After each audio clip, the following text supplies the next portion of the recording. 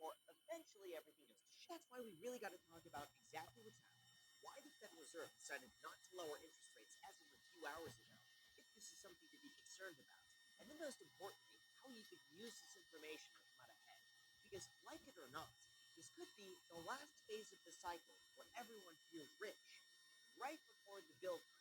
Although before we start, as usual, if you appreciate breaking news videos like this that I try to get out as soon as possible, it would mean the world to me if you hit the like button and subscribe if you haven't done that already. I know it's dumb to ask, but it was just my birthday, and as birthday wish, that's all I asked for, and as a thank you for doing that, here's a picture of a frog. So thanks so much, and also big thank you to Surfshark for sponsoring this video. Let's more on them. Alright, so before we talk about what the Federal Reserve just said, why Jerome Powell is soon going to be leaving, and what to expect for the future, there is one giant problem getting in the way, and that would be inflation. So here's what most people don't realize. Behind every price tag and every product, every shipment, is one commodity that quietly controls the cost of pretty much everything, and that's oil.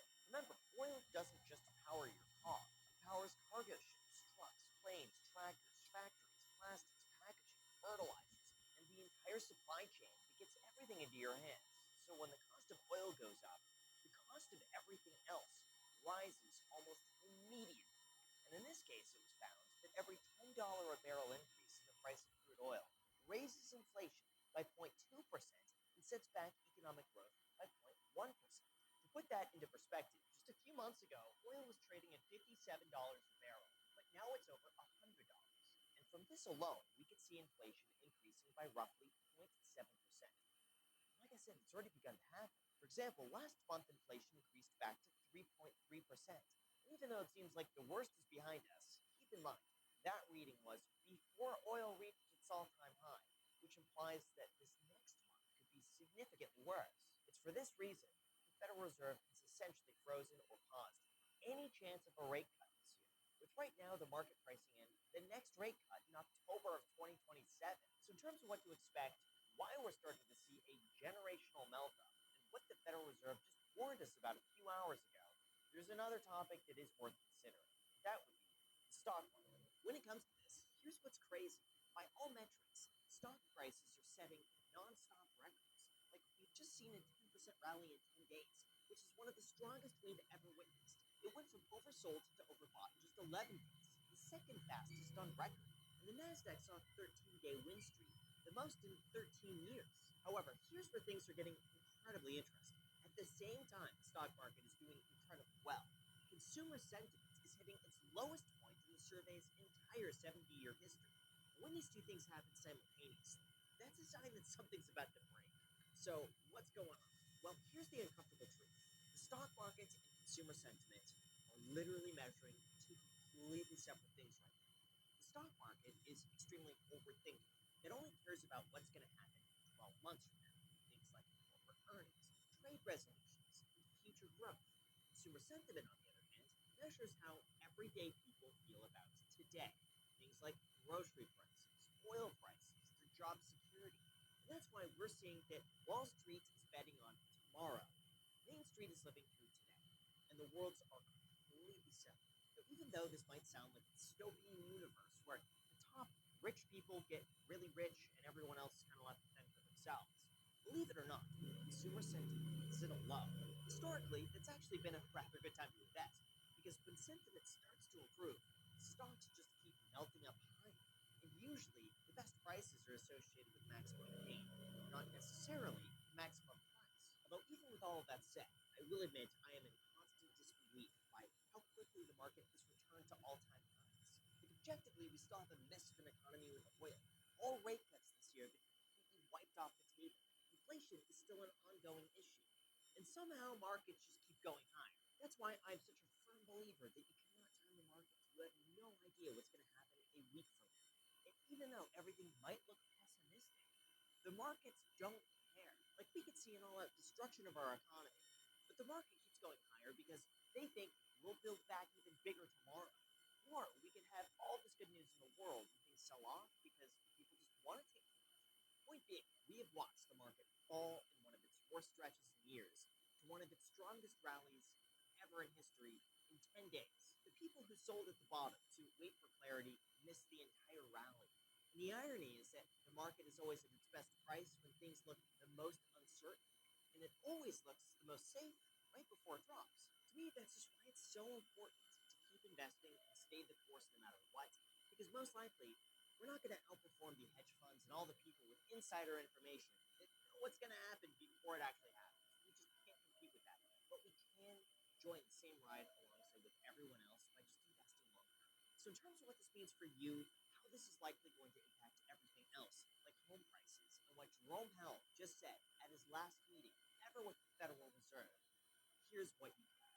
Although before we go into that, it's important to understand the bigger picture, because this isn't just about a single headline. It's about a broader shift throughout our entire economy.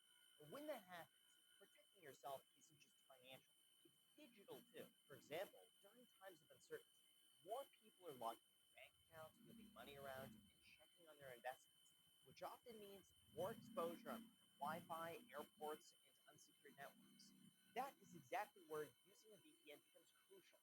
And what a coincidence! Our sponsor, Surfshark VPN, is there to help. They're able to protect your personal information by encrypting your online data, masking your IP address, and preventing hackers from identifying your city, country, or downloading speed.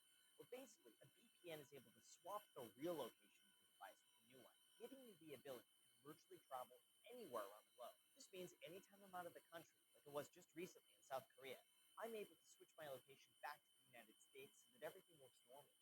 Or if there are shows that are only available in select countries, I can instantly change my location and watch them from wherever I am. On top of that, Surfshark's clean web feature also means ads, trackers, malware, and phishing attempts, allowing you to surf the web safely. Plus, they don't track, store, or monitor what you do online. This means there's no connection or activity logs whatsoever, so you can rest assured your activity is private. Look, in all seriousness, every single time I'm online, I just connect to a VPN because it takes you a split second, and if you don't control your own data, then someone else is. So if you want to try it out for yourself, just visit surfshark.com/Graham or use the link down below in the description and use the code Graham at checkout to get an extra 4 months for free. They also have a 30-day money-back guarantee, so that you can try it out for free and just see what you think and get a full refund if you're not 100% satisfied. Again, that link is down below. Graham, enjoy. Thank you so much. Now let's get back to the video. All right, now, in terms of what the Federal Reserve just said, what's happening with your money, and what's going on throughout the rest of the market, there are two more topics worth considering, with one of the biggest surprises being Bitcoin. Just consider that during a month when the S&P 500 is up 12%, Bitcoin is up 13%. And even though it's still down from its all-time highs, higher prices are still looking more and more likely in the near future. Why? Well, to start, a lot of institutional money is flowing back into Bitcoin ETFs. Strategy officially overtook the US government as the largest holder of Bitcoin. Schwab, Citi, and Goldman Sachs are also offering their own cryptocurrency projects. And with the national debt continuing to rise, people are looking for alternative ways to hedge their money. Now look, objectively, Bitcoin is still down about 30% from its peak. And when it fell to $60,000, that was rough to see those types of losses in your account, especially when everyone was saying, this time Bitcoin is actually done for. It's never going to come back. Even with all the institutional ETFs, it's still going down in price. We're done forever. But my gosh, literally every single time I start to doubt myself, it turns out to be one of the best opportunities to buy. Because since then, it's up quite a bit. Like for the last couple of months, I have been doubling down on buying Bitcoin ETFs.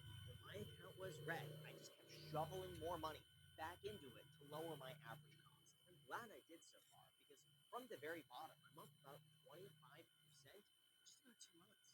Even though it very easily could have gone the other way and kept going down in price, I just noticed that when you do the opposite of what the general market believes, it usually works out in your favor. So when everyone says, oh, it's going to keep dropping, I'm not going to buy until it hits 30K, tends to be the very bottom, just from my experience. But the same thing also applies when everyone believes, oh, it's going to hit $1 million, it's going to hit $250,000 this year.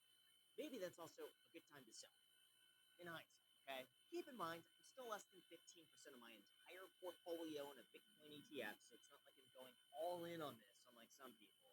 But I am long-term optimistic for the future, unlike the next topic, and that would be the housing market.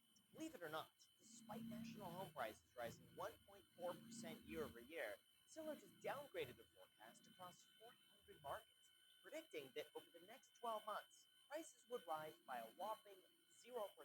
Of course, do keep in mind that this This is the national average, which means just as many places will be going up in price as will be falling. But in terms of where the biggest changes are happening right now, here's what I found the most surprising. They think that prices will be completely flat along the West Coast throughout California, Oregon, Washington, and Nevada. Larger drops are anticipated throughout the Sun Belt regions like Texas, Louisiana, and Florida, and price increases are commonly seen throughout the northern markets like Chicago, Rochester, and Connecticut.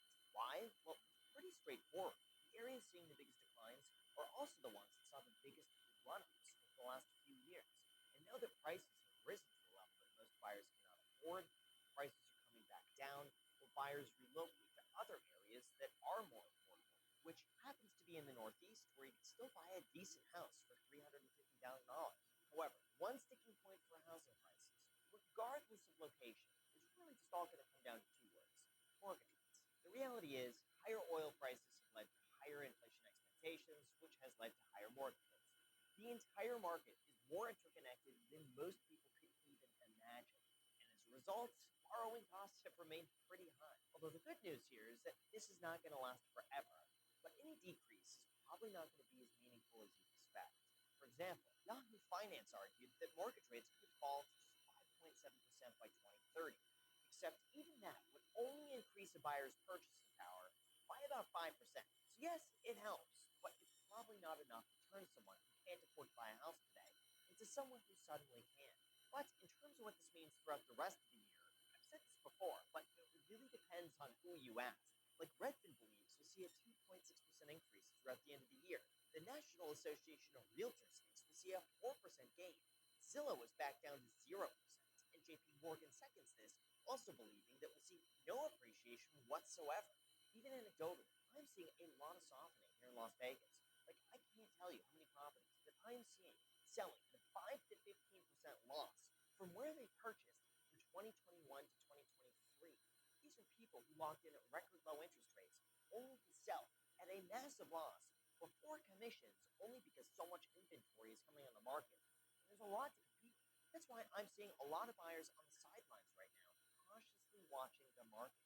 They know there's no urgency to buy something immediately. If they miss out, there's going to be something else listed, probably at the same price or less, in the next few months if they save up. And sellers are beginning to recognize this by pricing their homes a little more aggressively and being willing to negotiate. So in terms of what this means for you, what Jerome Powell just said at his very last meeting, and what you could do to come out ahead from this, here's what you need to know. All right, so in terms of what Jerome Powell just said at his very last meeting, no surprise, on a broad scale, there will not be any interest rate cuts in the foreseeable future due to ongoing inflation concerns, rising prices, worsened consumer spending, and a fragile labor market. Although, here's where things get interesting. As of right now, Jerome Powell is scheduled to end his term at the Federal Reserve on May 15th, and then shortly after, it's expected that Kevin Warsh is going to take his place, giving him a guaranteed 4-year term within the Federal Reserve.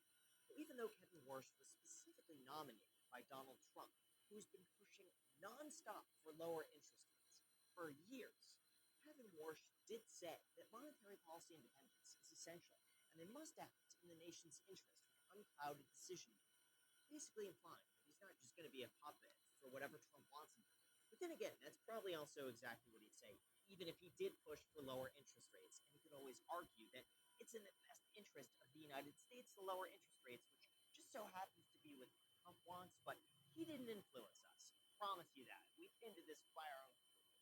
So actions at this point will speak louder than words. However, do keep in mind that since 1930, once a new Fed chair takes office, the stock market sees an average decline of 16%. And Kevin Warsh is taking office at a time where he openly wants to shrink the Fed balance sheet, meaning less money printed. We're already nearing similar levels to the dot-com peak. And this could be a very interesting time to watch, even though in the past, everything we thought was going to happen never happened. So I take that with a grain of salt. So in terms of my own approach, what I think is going to happen over the next 12 months and what this means for you, here's what to keep in mind. In all seriousness, there's one thing that I just keep coming back to. Every single time, without fail, that I think I have the market figured out, that I know what's going to happen, that I try to be clever, the opposite happens. Like, even if you take all the data, analyze it correctly, and make a move, one tweet and the entire thing changes. Like, the people who sold in April missed out on one of the fastest rallies ever in history. The people people who didn't buy Bitcoin at $60,000 because it's going to $50,000 just missed out on almost 30% upside. And the market always seems to make you feel the most confident right before it humbles. That's why I just keep saying the same thing. The only strategy that consistently works is when you decide how much money you want to invest every month. Pick an allocation you could live with through a 30 to 50% drawdown, and then just don't stop. No matter what Jerome Powell says, no matter what Trump says, no matter who replaces him, no matter what oil does, no matter what inflation is, it doesn't matter. You just stay consistent, no matter what. I've been saying this nonstop since you could look back at my old video.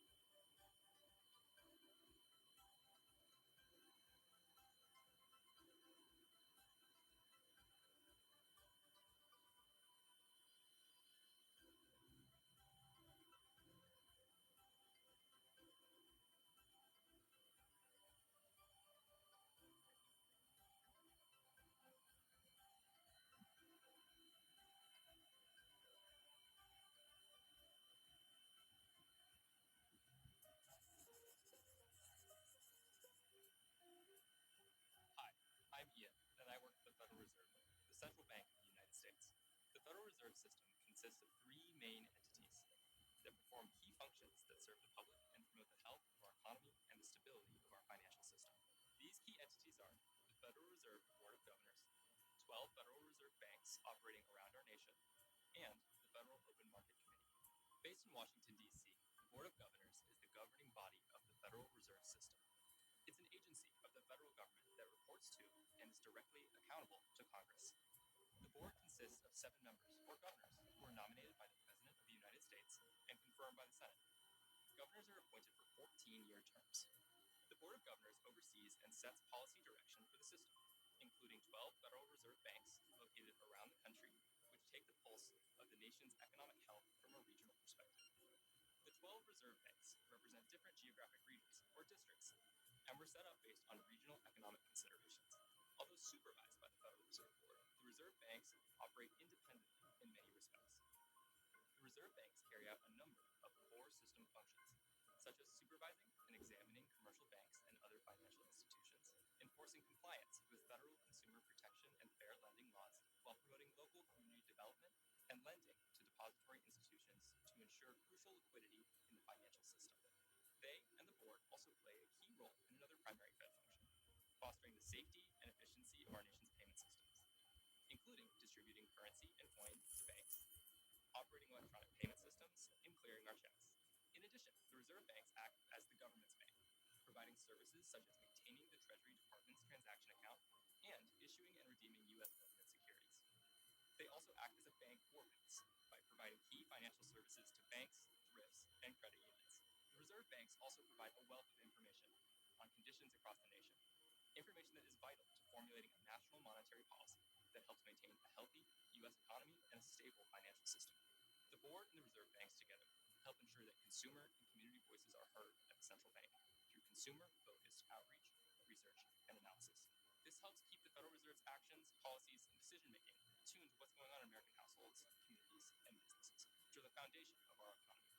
The third key Fed entity is the Federal Open Market Committee, or FOMC, which brings together representatives from the board and the reserve banks to consider the state of the U.S. economy and set a course for our monetary policy in a manner that seeks to promote an economy that works for all Americans. The 12-member FOMC establishes an appropriate position or stance for monetary policy to help move the economy towards two essential mandates set for the Fed by Congress, promoting maximum employment and price stability. This occurs mainly through the FOMC's influence on interest rates and credit conditions, which can significantly impact financial conditions, including economic productivity and even spending and investment decisions by households, communities, and businesses. Working together, these three key Fed entities and the unique Federal Reserve System structure established by Congress more than a century ago help promote conditions resulting in a strong, healthy, and sustainable economy. For more information on how the Fed functions, visit federalreserve.gov and click on About the Fed. Across the United States, the Federal Reserve, through its Federal Reserve Education Program, helps people understand how the economy works so consumers have the tools to make sound financial decisions. Through this education program, teachers have access to classroom-ready online resources for students from kindergarten to college, videos, classroom lessons, online education, publications, and more. These resources are all free for educators to use in their lesson plans, or as they see fit. Many of the Federal Reserve System's regional reserve banks, located in 12 districts across the nation, also offer in-person and online professional development that allows educators to deepen their knowledge and hone their craft when it comes to economics, personal finance, and more. At the board and reserve banks, students also get hands-on opportunities like internships and participation on student boards, which introduce them to key economics concepts and potential careers in economics and finance. Consumers are empowered to make sound financial decisions through the availability of easy-to-understand resources that explain personal finance concepts, the broader economy, and the Federal Reserve's role in it. Federal Reserve Education is committed to equipping educators, educating students, and empowering consumers when it comes to understanding and participating in our evolving economy. For more information, visit federalreserveeducation.org to find links to resources and reserve bank programs offered near you.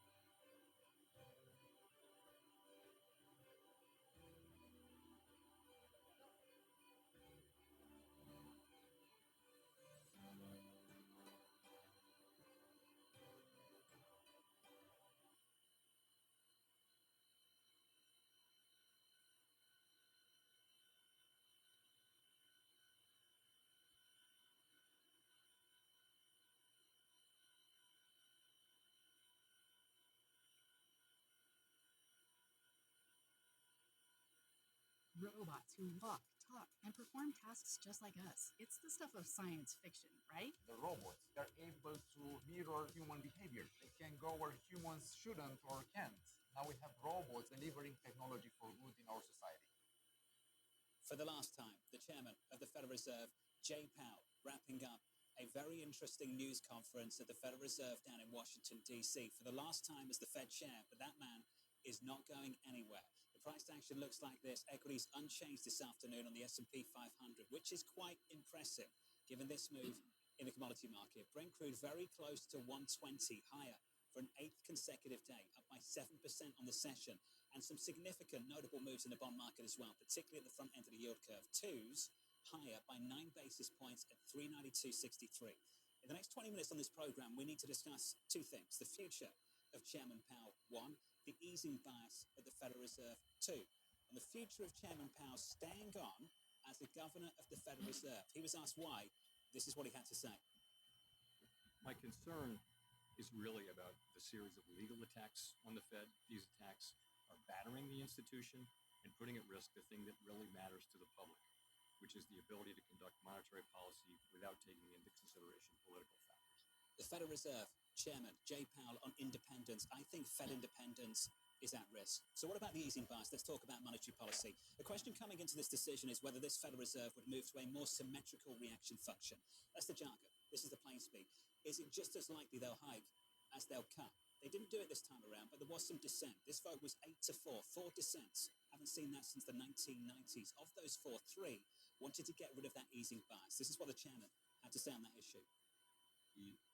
Number of people on the committee who either could support that language change, changing to a more neutral stance so that a hike is as likely as a cut.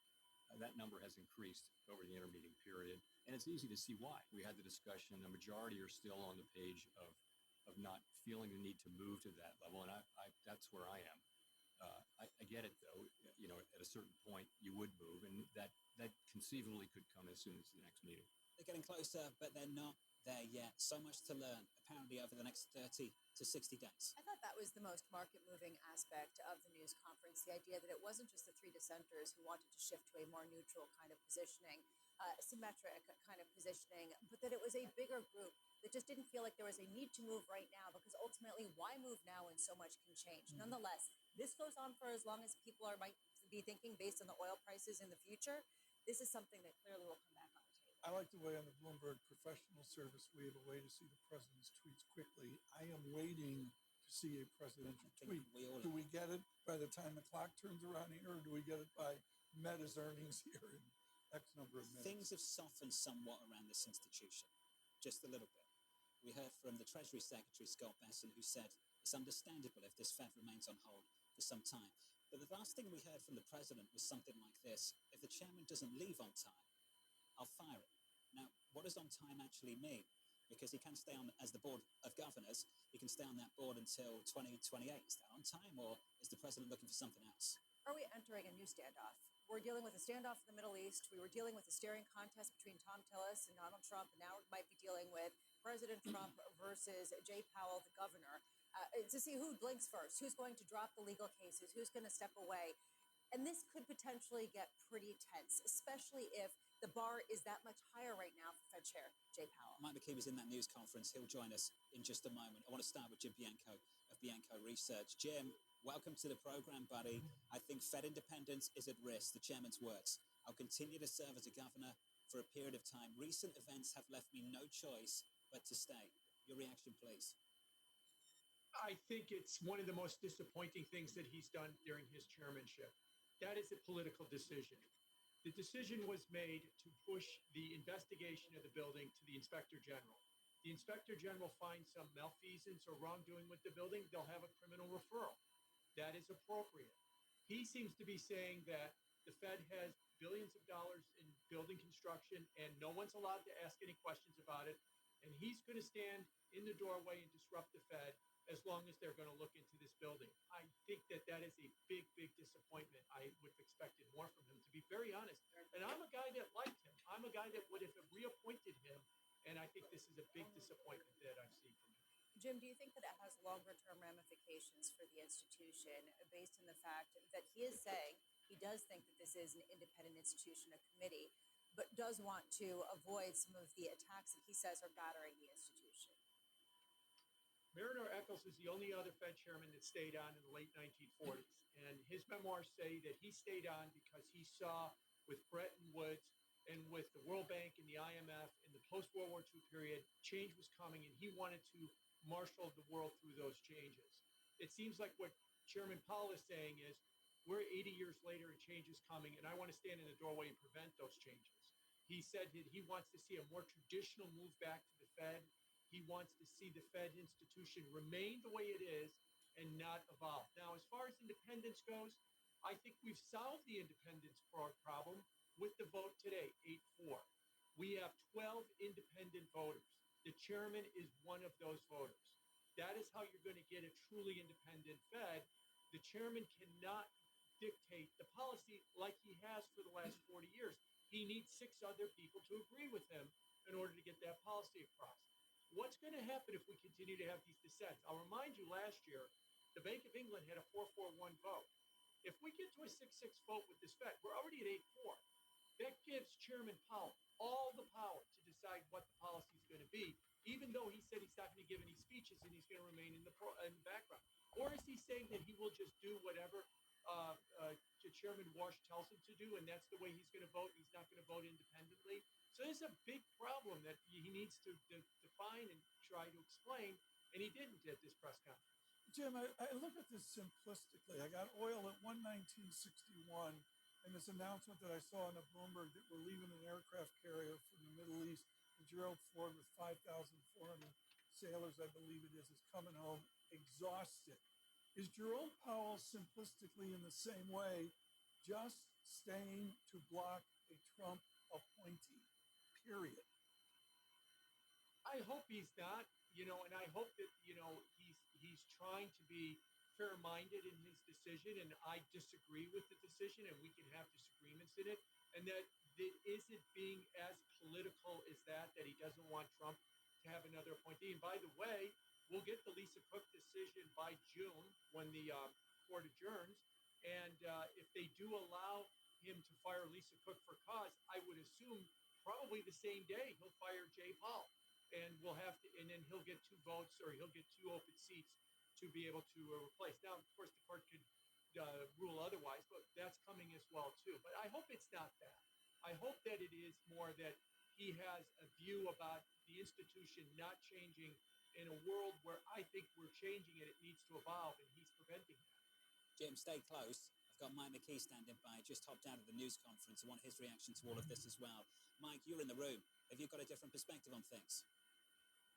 Yes, I think I do. I was listening to what Jim said. I don't think Jay Powell is staying because he's trying to stand in the way of progress at the Fed. I think Jay Powell is staying because he doesn't trust the Department of Justice. He noted at the top that the Justice Department had said that they were dropping the probe, but he referenced back to Jeanine Pirro's comment about we could file another criminal complaint, and he doesn't know what the Justice Department will do, whether or not there would be validity in what the Justice Department might do. So he wants to make sure that that is the case, and he will at least probably stay through the Inspector General's report. It is also possible he would stay on beyond that in order, as you did mention, in order to deny the president the possibility of another seat if he thinks what the president wants to do is take political control of the Fed. So, Jim, I want to give you a chance to respond to that. If anything, the chairman's been consistent. He set a bar. He said this needs to be wrapped up with transparency and finality. And based on the comments we've heard, according to the chairman, he thinks they're falling short of that bar, Jim. Yeah, I think he thinks that. Senator Tillis does not think that. That's why he voted today to advance his nomination. And I agree with Mike that he does not trust the Justice Department, but it's not his call. It's the Justice Department that the American public elected through the election of Donald Trump. And if he doesn't like it, he's going to then stay as a disruptive force to the Fed to prevent them from making any kind of changes or referrals, or even looking in. Remember, this is all about the building cost and why it's been taken several years and is run so expensive. And it seems like he's saying we're not allowed to ask. I got And another that's disruptive really where force the to talk question- about, Jim. Allow me to jump in. 120 on Brent. Just breached that level moments ago. Higher on the session by 8%. Let's just take a step back. The chairman's future is one part of the discussion. These market moves are something else at the moment. Brent at 120. Just sit on that. Yields higher at the front end of the curve, retesting the highs of the last 2 months or so. And equities. Bring up the equity screen at the moment. Equities this afternoon, in the face of these moves in fixed income, these moves in commodities, doing almost nothing, Brownlow. Hardly moved, not even phased ahead of these earnings later this afternoon. And this was what the Fed was talking about, right? We have the NASDAQ actually up 0.4% ahead of those earnings.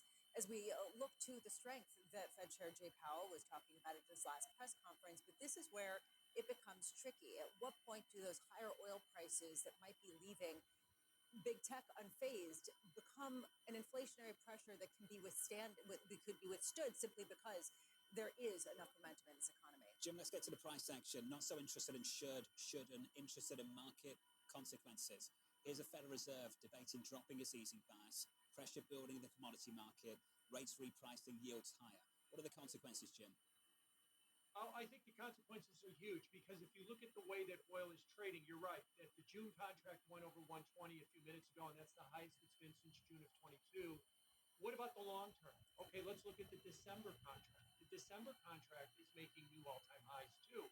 And it's saying to us, at least if you want to take it at face value, that the price of oil is going to stay elevated at least through the end of the year. As Chairman Powell said, we already have, he said, 3.5% on PCE inflation. That's their measure. And if it's all driven by energy, it's going to stay there right now. And it's going to be problematic for the Fed to even talk about an easing with that level of inflation. It's not going to disappear and go away unless there's some resolution in the war. And the problem is the market doesn't see the resolution in the war. That's why both the June all the way to the December contract continues to move higher. Hey, Jim, good to see you. Appreciate your opinion. Jim Bianco there of Bianco Research. Mike, always good to see you, buddy. Great work in the news conference. Mike McKee down in Washington, D.C. If you're just joining us, welcome to the program. We are set up for quite an afternoon now. In the next 60 minutes or so, we should hear from 4 of the biggest companies on the planet: Microsoft, Meta, Alphabet, Amazon. Before we get there, some big market moves to talk about. 8 consecutive days of high crude prices. Brent crude through 120. Just briefly, we've taken out the highs of the year on a closing basis. If we close at these levels, 119.95. Look at that. WTI comfortably into triple digits. This move in the bond market off the back of it. Yields higher at the front end of the curve, up by 10 basis points. Not just about oil, also about this Federal Reserve. If you missed it, here's a summary. An 8-4 vote. Haven't seen that level of dissent since 1992. Of that 4, 3 hawkish dissents. A conversation about dropping the easing bias. They haven't got enough people on side just to do that just yet. But we're losing support for that easing bias at this Federal Reserve. And potentially, if this conflict in the Middle East doesn't get resolved, then all of a sudden you will have a consensus to move to asymmetric risk. We have now priced out a rate cut for 2026 in the Fed funds futures. At what point do we start repricing in hikes? Because ultimately, this is an economy that can withstand oil prices at this level, rates at this level, and that was the word that we heard from the Federal Reserve. Repricing here is hard because it's a war. Somebody mentioned there, it's a war. We forget we're in a war. And within that, I don't know what the unknown is tomorrow or out to June 17th. Nobody knows. We're just going to take in the data and take in the war news. And what I'm waiting for, John, is to take in the next marginal President Trump tweet. The S&P 500 down by 1/10 of 1%. If you looked at that, it was a snoozy afternoon and nothing happened at this Federal Reserve meeting. That's just not the case. Jeffrey Rosenberg of BlackRock joins us now for more. Jeff, what's the bull case in the face of what's brewing elsewhere? Well, you highlighted it well between trying to disconnect what's going on between oil prices and the committee meeting today and what we heard. And, I want to highlight, the thing that I found most interesting about Powell's comments were explaining I think the second main point and takeaway of the meeting, which is this theme of a divided committee that comes out of the 8-4 vote. And he framed it as a natural consequence of the conflict in the Fed's objectives between growth and inflation, which is the $120 oil, is that point. And he got asked the question about pass-through. And this is, I think, what the markets are really struggling with is he basically made the point. It's all about the time which the Straits of Hormuz remains closed. And no one knows what that will look like. So Jim just talked about the forward curve.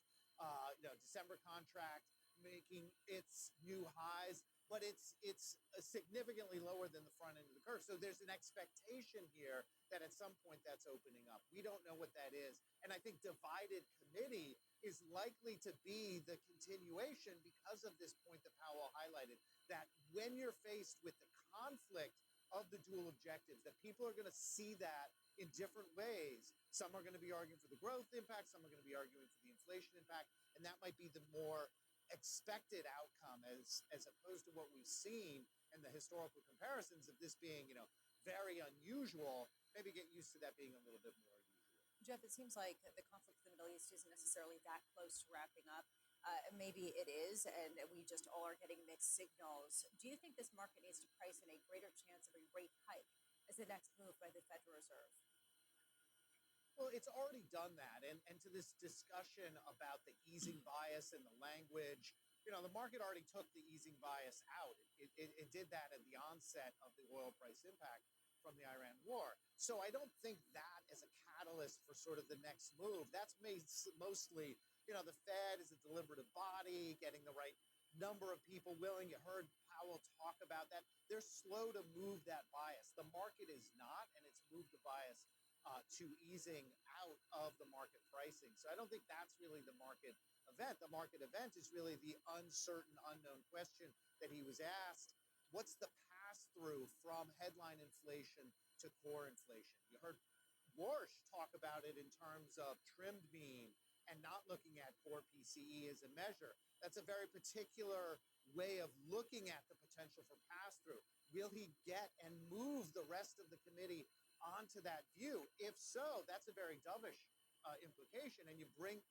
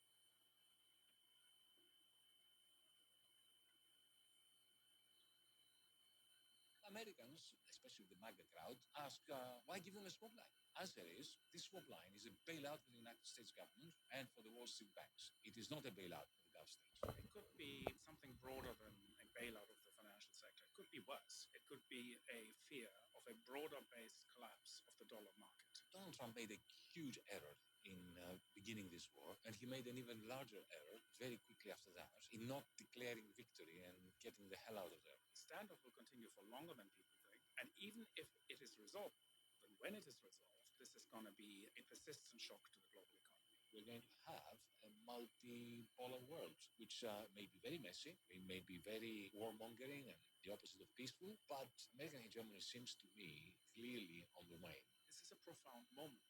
This Iran war, and we always thought the global financial crisis was the profound moment of the early part of the century, but maybe that wasn't the case. Maybe it is this war. This is possibly the moment where U.S. hegemony ends.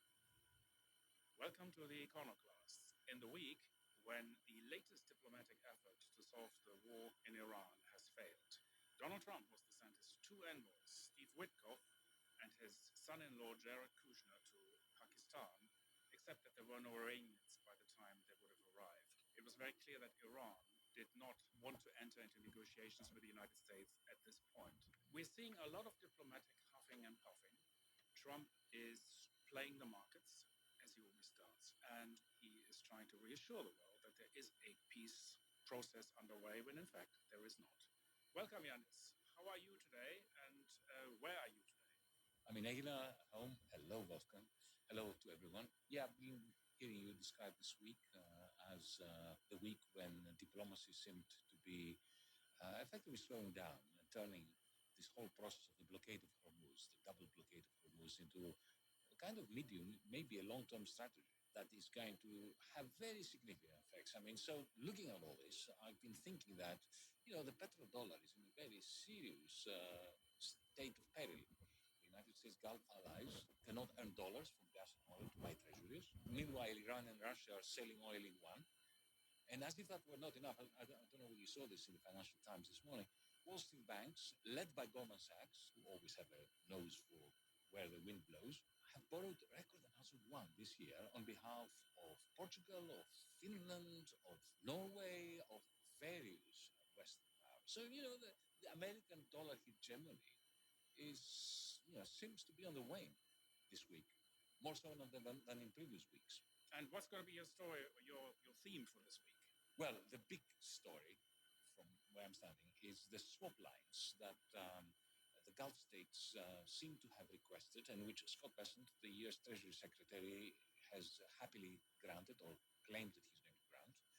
I think that these swap lines, which are being presented in Financial Times, the Wall Street Journal, and so on, as a kind of bailout for the Gulf states, well, I think that is the false orthodoxy. The point that we'll be making is that the Gulf states don't so much need a bailout. It is the United States government and the Wall Street banks that are being bailed out through this very strong symbolic statement about the institution, the creation of these swap lines. I'm concerned about them too. I perhaps haven't thought it through quite to the extent that you have, but it's certainly telling us, and I'm sort of pleading sort of ignorance here, that I know, I don't think I understand why these swap lines are given, because for starters, the UAE doesn't need it. If you look at the books of the UAE, they have 10 times as much dollar assets than the Exchange Stabilization Fund, which is the counterparty to this one. Right. This doesn't make sense. Well, it does if you think of it as a bailout of the United States, not of the Gulf states. That's a plausible scenario, I have to say. It could also be a recognition that we might actually have a very severe financial crisis ahead. So, Wolfgang, what are you going to be talking about today? I will be talking about on the same theme, broad theme on the Iran war, but I want to talk about the scenarios in which we're in. We sort of distinguished in the early phase on the good, the medium, and the bad scenario, the baseline, as people always refer to the good scenario. I think we're no longer in that scenario. So we are in this sort of in one of the bad scenarios, and the adverse or the severe scenarios, however you might want to call them. And I'm saying that this war will, the standoff will continue for longer than people think. And even if it is resolved, and when it is resolved, we will not be returning to the status quo ante. So this is going to be a shock a persistent shock to the global economy.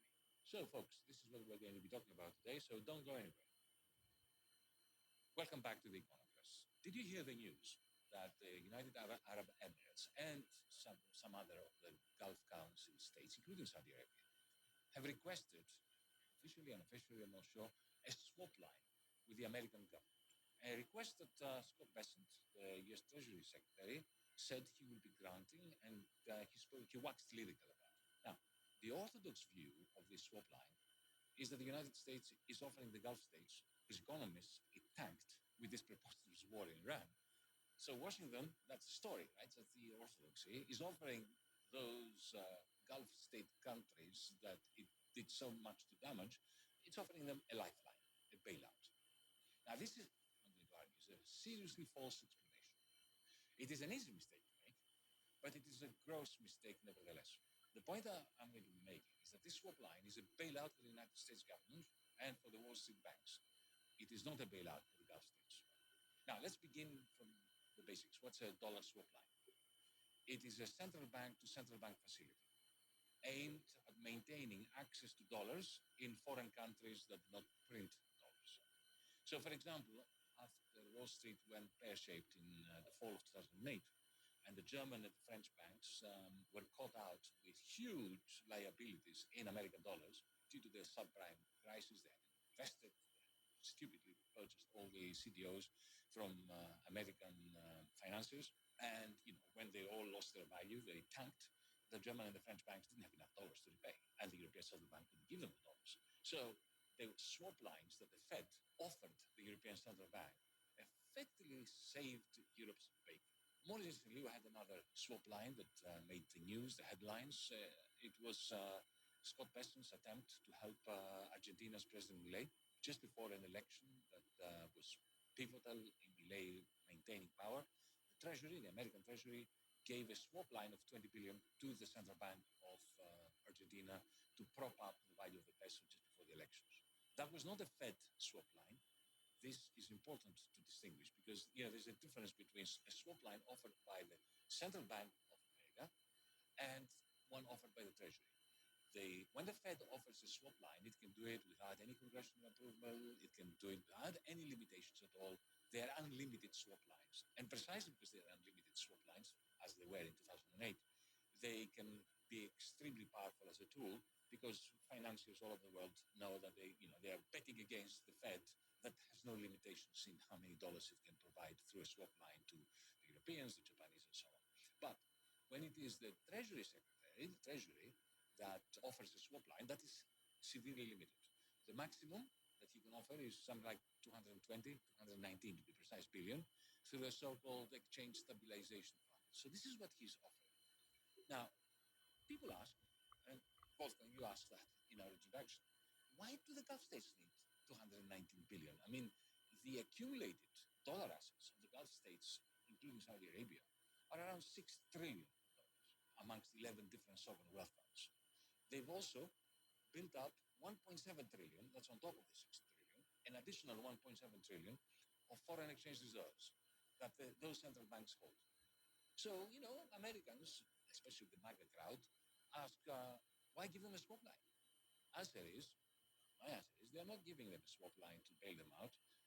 It is bailing out the American financial system. And here's my story.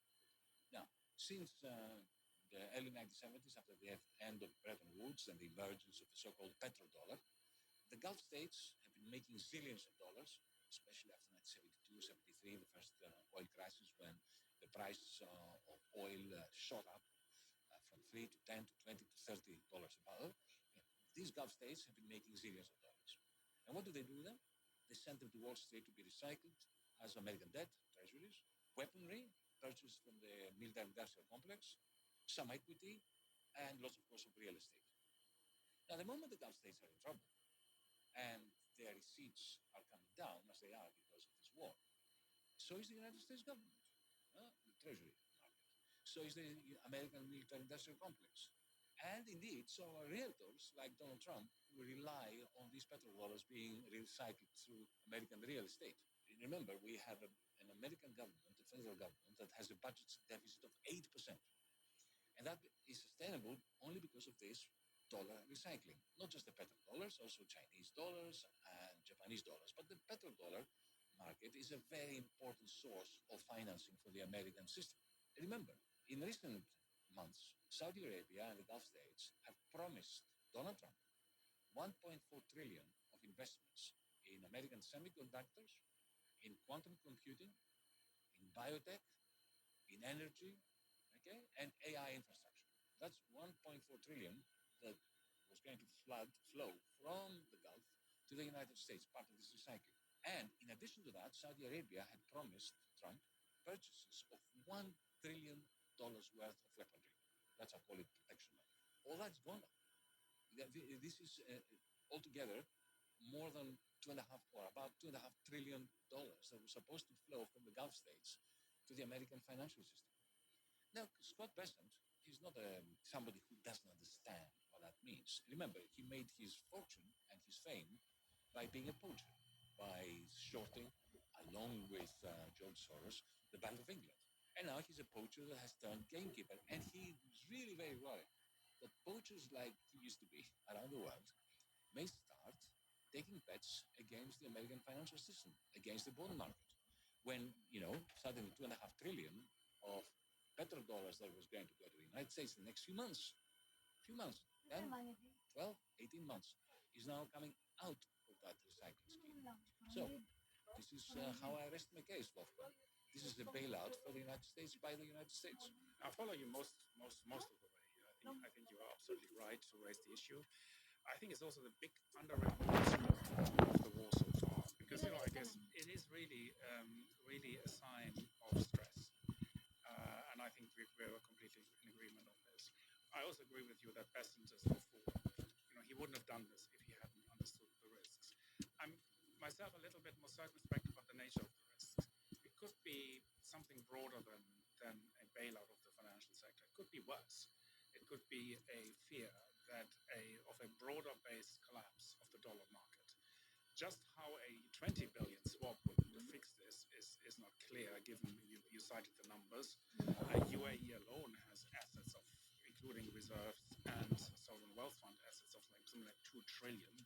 That's about 10 times as much as the entire stabilization fund. So you wonder what instrument is this? What can it conceivably do? Certainly not under normal circumstances. That would not be needed. UAE is liquid and solvent. There isn't an issue here. But if you fear, a massive collapse of the global financial sector, then that might be the case. I don't want to speculate on what the reason is, but it is, if you're at face value, the strangest news story of the year. It is unbelievable or hard to believe. If someone had told me that they would do this, I would not have believed this. So what it could mean, I think a bailout of the US financial system is certainly part of that. But I think we might see stress. If this continues for a long time, if Iran were to blow up further oil installations, Iran might blow up the internet lines, the undersea cables in the Persian Gulf, and disconnect large parts of the Arab world from the internet. This would have huge implications for banks and for financial security. So what it tells us is that something really, really strange is happening, and that the risks that they are trying to insure against are very, very significant. Well, look, nothing of what you said, I think, contradicts my story. When I was talking about bailing out the American government, the American financial system, it's the same thing as what you're saying. The global payments system, the global financial networks, because they're one and the same. The global financial